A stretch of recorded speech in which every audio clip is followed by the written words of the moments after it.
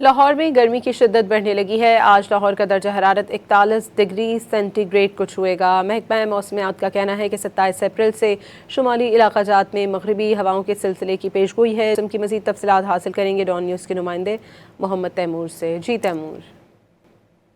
جی بالکل، لاہور اور اس کے گرد و نواح میں اس وقت دیکھا جائے تو موسم جو ہے وہ شدید گرم اور خشک ہو چکا ہے، اور جو سورج ہے وہ پوری آب و تاب کے ساتھ چمک رہا ہے۔ آسمان پر کہیں بھی بادل دکھائی نہیں دے رہے، مطلب مکمل طور پر صاف ہے۔ آج محکمہ موسمیات کے مطابق لاہور کا جو درجہ حرارت ہے وہ زیادہ سے زیادہ 41 ڈگری سینٹی گریڈ رہے گا، جبکہ گزشتہ روز بھی صورتحال ایسے ہی رہی ہے۔ اس وقت ہمارے ساتھ محکمہ جو موسمیات ہیں اس کے حکام موجود ہیں، ان سے اس حوالے سے ہم بات کرتے ہیں۔ فیصل صاحب، بہت شکریہ ہمیں ٹائم دینے کے لیے۔